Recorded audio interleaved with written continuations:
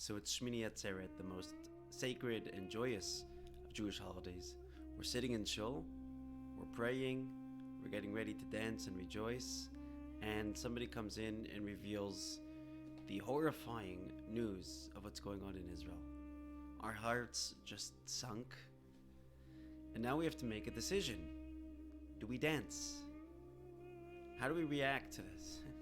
Are we insensitive by dancing? Are we neglecting the holiday by not dancing? Everybody was just trying to process the shock, and what do we do? And we made the decision to dance. There's a terrorist attack going on, hostages, murders, and we don't even describe it, and we're dancing. Why? And I'd like to share with you 3 insights as to why we've all danced on this very confusing holiday. Number 1, you can't mourn on a holiday. Mourning is postponed. So despite all the deaths, Judaism believes that the joy of the holiday, the happiness, is not a mood, but a responsibility. We have a responsibility to be joyous. And it's a confusing feeling. In our heart we're crying, on our face we're crying, but with our legs we're dancing because we want to do God's will. That was the first thing that kind of went through our minds. But then we thought about it a little bit more deeply. And I was reflecting on one of my favorite verses in Tehillim and Psalms, Hashem tzilcha. The Lord is your shadow. God is our shadow. He's here to protect us. But the Baal Shem Tov has a different interpretation. A shadow follows the person. The Baal Shem Tov says God follows us.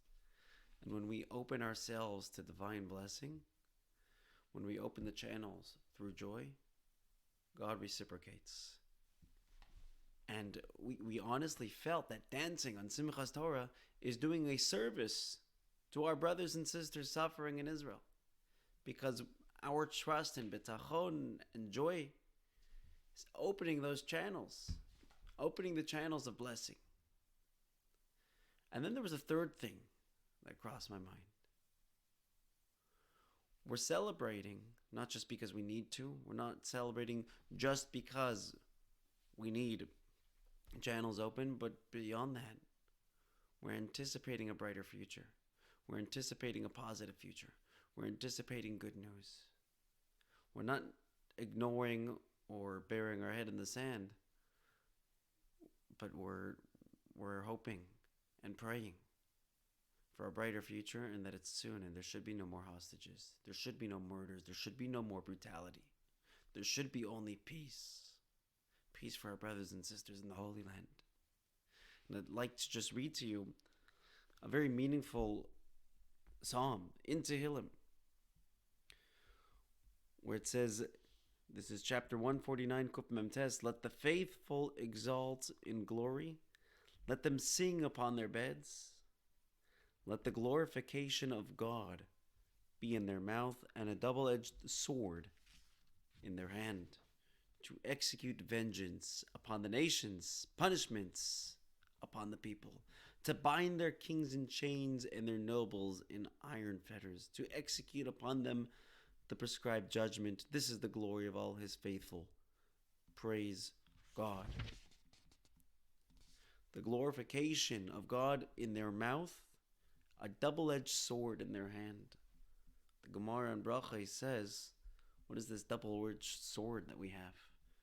It's the praise of God in our mouth. That is the double-edged sword. Saying the Shema twice a day, declaring that God is one, that God is relevant, that God is true, despite how difficult it might be. Twice a day, every single morning, every single evening. This is our weapon. That's not to say that we don't need to take physical measures and that we need the IDF to do what they need to do. But for us that are feeling helpless over here, say the Shema every single morning, every single evening. Declare that God is relevant and God is real.